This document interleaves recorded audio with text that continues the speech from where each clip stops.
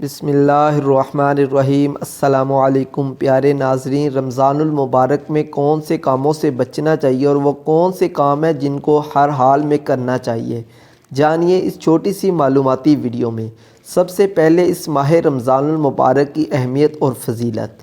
روزہ ایک عجیب عبادت ہے کہ انسان روزہ رکھ کر اپنے ہر کام کو انجام دے سکتا ہے۔ روزہ رکھ کر صنعت و حرفت، تجارت، ہر کام بخوبی احسن کر سکتا ہے۔ ماہ رمضان برکتوں والا مہینہ ہے اور اس ماہ کی عظمت کا اندازہ اس بات سے لگایا جا سکتا ہے کہ قرآن مقدس کا نزول اسی پاک مہینے میں ہوا۔ رمضان کا پہلا عشرہ رحمت، دوسرا عشرہ مغفرت اور تیسرا عشرہ جہنم کی آگ سے نجات کا ہے۔ جب رمضان المبارک کا چاند نظر آتا ہے تو آپ صلی اللہ علیہ وسلم فرماتے تھے کہ یہ چاند خیر و برکت کا ہے، یہ چاند خیر و برکت کا ہے۔ میں اس ذات پر ایمان رکھتا ہوں جس نے تجھے پیدا فرمایا۔ حضرت جبرائیل علیہ السلام نے دعا کی، ہلاک ہو جائے وہ شخص جس کو رمضان کا مہینہ ملے اور وہ اپنی بخشش نہ کروا سکے، جس پر حضرت محمد صلی اللہ علیہ وسلم نے ارشاد فرمایا آمین۔ حضرت جبرائیل علیہ السلام کی یہ دعا اور اس پر حضرت محمد صلی اللہ علیہ وسلم کا آمین کہنا، اس دعا سے ہمیں رمضان کی اہمیت کو سمجھ لینا چاہیے۔ روزہ وہ عظیم فریضہ ہے جس کو رب ذوالجلال نے اپنی طرف منسوب فرمایا ہے اور قیامت کے دن رب تعالیٰ اس کا بدلہ اور اجر بغیر کسی واسطہ کے بذات خود روزہ دار کو عنایت فرمائیں گے۔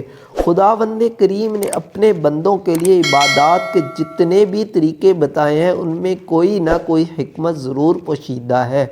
نماز میں بندہ اپنے معبود حقیقی سے گفتگو کرتا ہے۔ روزہ بھی خدا تعالیٰ سے لو لگانے کا ایک ذریعہ ہے۔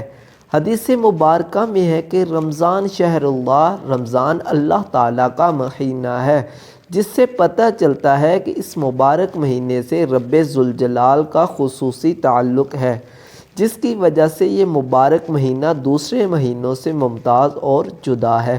حضرت جابر بن عبداللہ سے روایت ہے کہ حضور صلی اللہ علیہ وسلم کا فرمان ہے کہ میری امت کو ماہ رمضان میں 5 چیزیں ایسی عطا کی گئیں جو مجھ سے پہلے کسی نبی کو نہ ملیں۔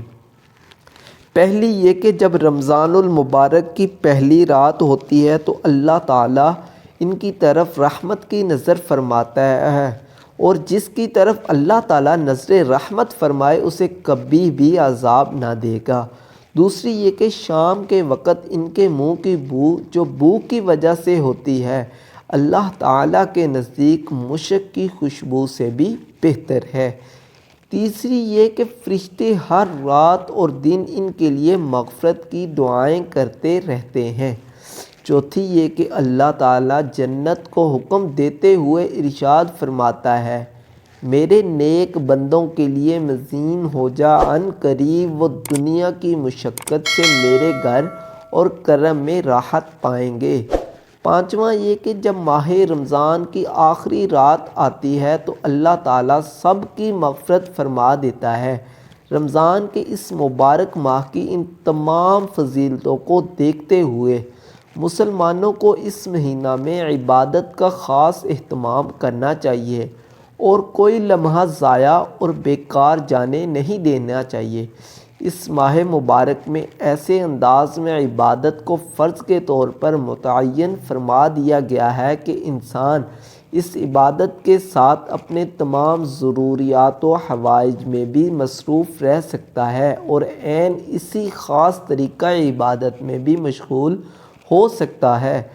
ایسی خاص طریقہ کی عبادت کو روزہ کہا جاتا ہے، جسے اس ماہ میں فرض فرما دیا گیا ہے۔ روزہ ایک عجیب عبادت ہے کہ انسان روزہ رکھ کر اپنے ہر کام کو انجام دے سکتا ہے۔ روزہ رکھ کر صنعت و حرفت، تجارت و زیارت، ہر کام بخوبی احسن کر سکتا ہے۔ اور پھر بڑی بات یہ ہے کہ ان کاموں میں مشغول ہونے کے وقت بھی روزہ کی عبادت روزہ دار سے بے تکلف خود بخود صادر ہوتی رہتی ہے اور اس عبادت میں مشغول کا ثواب ملتا رہتا ہے۔